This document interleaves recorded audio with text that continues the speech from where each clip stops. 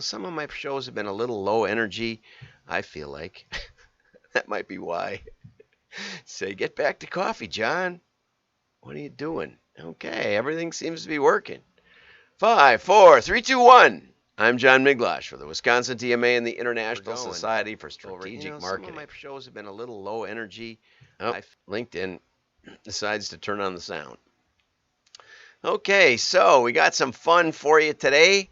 Let's go see what we got over here. First up, I like this commercial, so we're going to go see the commercial.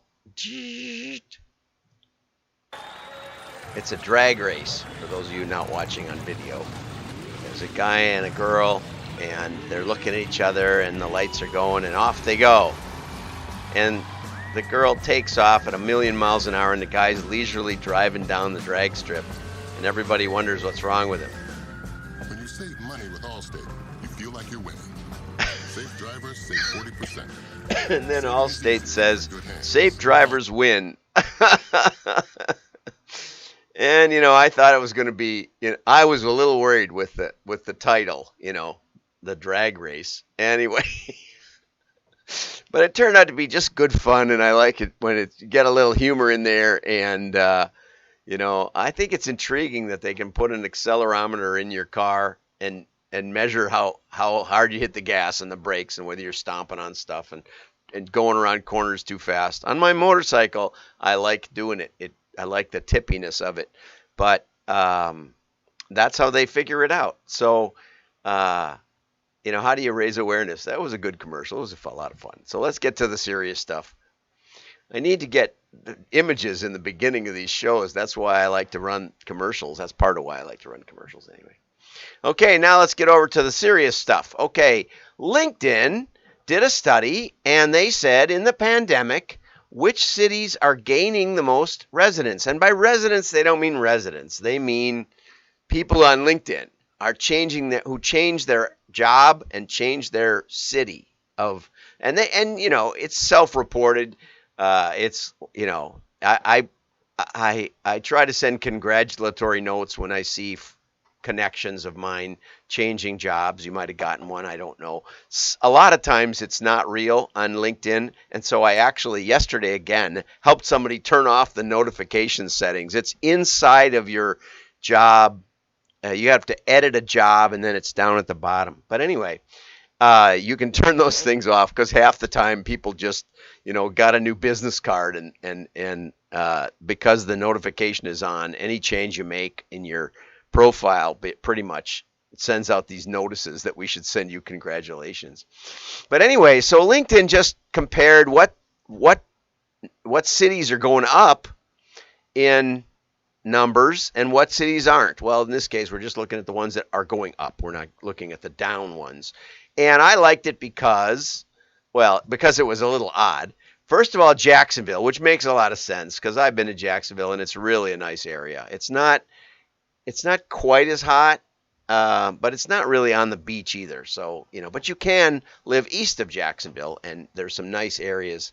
I think Amelia Island is or is that Tampa? I don't know. I get mixed up. I was born in Tampa. But it's a nice area. Richmond, Virginia, I don't know much about. Sacramento, never been to. Cleveland, I thought that was interesting. Cleveland was number 5. But the reason I brought this up was Milwaukee was number 7. I think Milwaukee was high on the list because there weren't that many riots and they were fairly local. Anyway, okay, now let's get over to some other really powerful news. Okay, at Toronto, this is good for you salespeople who want to get a quick burger but don't really, and you want to put it on your expense account, but it's really not, a business meeting. And so Good Fortune Burger in Toronto gave you a way to do this. They decided to name their popular burgers and fries things like Basic Steel Stapler or Wired Earphones with Mic or Dry Mini Erase Whiteboard. So when you turn in your receipts, you say, well, in my home office, I needed a basic steel staple or I think it was a black steel stapler or something, black stapler.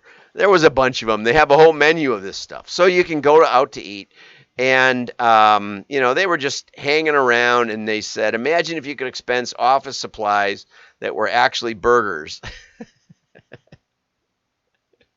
Now, there's a downside to this. It might be tax fraud, and it would be a shame to go to prison just for fooling around with your expense account. Although it probably, well, it depends. If you're self-employed, it could be, I suppose. Though if you're working for a big company and just expensing your travel, don't misconstrue this as tax advice. Okay, so let's get over to the real news. Right.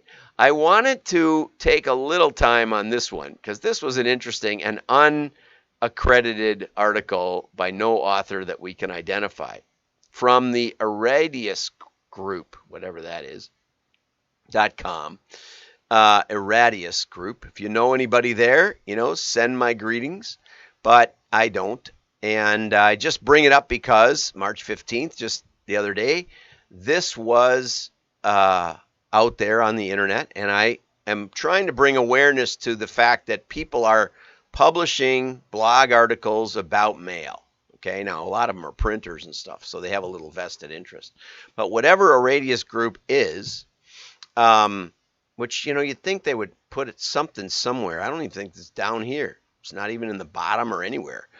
They must assume, they're assuming that we're on their website and that we know who they are. But if you're doing a blog and you're posting it on your website, you might want to include who you are in it in case it goes viral. I don't do that either. But it's a good suggestion if you have a company blog to put a little, who are you down at the bottom in every post you make. Good idea. I should do that too. We all should. Okay, but this is a really funny article, I thought, because it's 5 tips for foolproof direct mail direct from the USPS. And the USPS has a couple of websites that most people don't know about. The main one is USPS.gov, but there's a USPS.com, and there's a USPS Journey or something that has here's how I know this. There's videos and training videos and education stuff out there that you can, or maybe it's postaljourney.com. Anyway, there is a site that has education, but they decided to make a different site rather than an obvious one like USPS.com.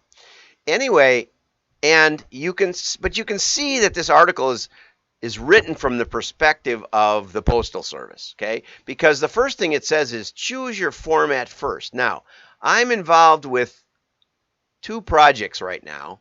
One project just came out of the sky or my own mind or something. And what was the first thing I thought about? Well, I did think about format. I was thinking about putting together a multi-card deck. The puzzle is I have multiple vendors, multiple manufacturers of outdoor equipment and things, and outdoor products.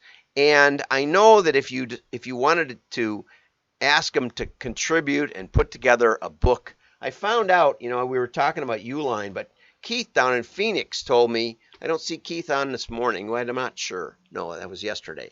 Keith told me about Uline. This is Uline, the Uline catalog, okay? And I remember, and it's 800 pages, 800 pages. It's really big. And Keith said, oh yeah, they charge the merchants for this. Okay, so that was something. So I thought, oh well, that could be a format. We could get these manufacturers of outdoor products into a little book, but the problem, and I worked with Musician's Friend when we did this, and they raised $5 or $10 million of vendor contributions for putting out 500,000 circulation, for a series of drum catalogs, a series of guitar catalogs. They asked their vendors to chip in. But the problem was that vendors wanted to put all their products in one place, and Musician's Friend might have wanted to put the guitar picks with the guitar picks and the guitars with the guitars and stuff like that. And it gets to be a kind of a tug of war with the vendors on how it should be done.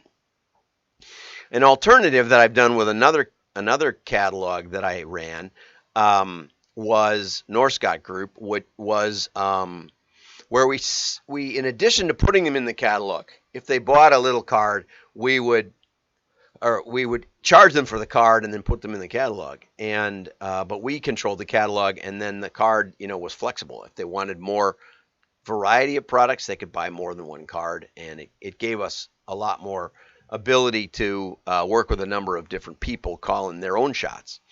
But anyway, so I did think about the format. It is true you can think about the format, but that's not what I thought about first. The first was, I wonder how many good lists there are of this particular outdoor specialty. And you see, this article is written from the perspective of the Postal Service. How do I know? Consider using larger formats such as flats. Flats. What's a flat? Has anybody ever heard of a flat? What a flat is, like here's the Amazon catalog. A flat is a pile of paper that sits flat and doesn't go through the regular machines. It's something that no one on earth would call this. Would you call this a flat? No, you'd call it a catalog, right? But the Postal Service has their own language, and that's how you can tell that this is not from the perspective of the mailer, marketer, or anybody like that. Here's another one, Faux Stamps. And I know what that means. It means that you pay bulk rate, but you fix what looks like a real stamp. But again, is that the first thing you test or try? No, not even close. The first thing is, how many lists can you get? What's the quality of the list? What's the quality of who we're sending it to? That's what matters most. What's the next thing? What are we going to offer? How can we make this enticing? How can we make people want to open it, right? Like win a free tree stand or win a free fly rod or something. You may have won. I always like that one. You may have won $1 million. You may have won a free tree stand. Oh, that would be a great headline for our little co-op deal. In fact, that's probably what we'll use, because I think I'm probably going to have some control of it. But anyway, it's pick the right class of mail. This is advertising mail. Nobody wants to send it first class unless it's something really, really, really special. Like you're going to the CEO. But not to be dismayed on this article. Here's the part why this is the best article I've seen in months. Right? Give me some thumbs up. I finally found an article with something really key. Direct mail package can boost your ROI. Everybody mentions this. No, this guy doesn't mention it. But here it is. Peter DeLeg, a marketing consultant that gives him credibility, has recounted a story of a company that tested. Okay, so here's where we're going with the tested. I was on a 1 hour and 15-minute video yesterday with the PCC, that's the Postal Council of Southern California or something, and watched a long presentation on direct mail, like this one. And a lot of things about how you should think about mail and what size type you should use. And it did start with the audience, although it was just in a generic sense that baby boomers have the money and the millennials don't, which is true probably. But nothing about how to actually target the baby boomers, not what kind of lists are available or what kind of offers to make. And then, and it went on and on and on and on about what kind of creative makes sense. There was one word missing. I asked my wife, who is not a marketing person per se, but she lives with one, so she kind of picks up on it. What word was missing? She said, testing? Absolutely. Testing was missing. There wasn't one. In other words, when you say faux stamps, or you say first class, or you say format tests are expensive. I mean, I acknowledge that. Okay, it's tough once you pick a format. Format is kind of, and it doesn't matter too much, but stick with something tried and true, I would say. Get a consultant, get somebody who's done it before. Depends a lot on how much content you have, like this article says. But here it is. Okay, the company wanted to test a sales letter in an envelope versus a postcard. And Interestingly, because I did the same test with a B2B that was mailing internationally. And I said, what are you mailing to this company? And they said, we're mailing a postcard because, it's inexpensive. And, we're reminding people of the conference that we're having in Lima and South America. So I said, have you ever tested in an envelope? Because it has much more, seriousness. It could be a bill. It could be a check. It could be an important letter or a government letter. Make it look important. And she said, we haven't, as far as I know, we've never tried that. And she'd been there about 4 or 5 years. And I said, you ought to try it. Just send out some of each. And they didn't have a big list. I don't know. It was only like 4,000 or 5,000. But I can tell you that, like this test, the letter package, in my case, pulled 4 times the postcard in registration and selling, tickets to the event. And in this case, it outpulled by 3 to 1. And that's the difference between selling mail and selling direct marketing. The Postal Service wants to talk about mail, but you need to be thinking about direct marketing. Direct marketing is a learning system, a way to evaluate your marketing, and it gives you certain knowledge because they looked at it, 100% engagement with a decision maker, and you can match back test. So don't tell me about attribution algorithms that give all of the results to cookies because they bought through your website. That is not a thing. That's not real. We're not looking for how the order was placed.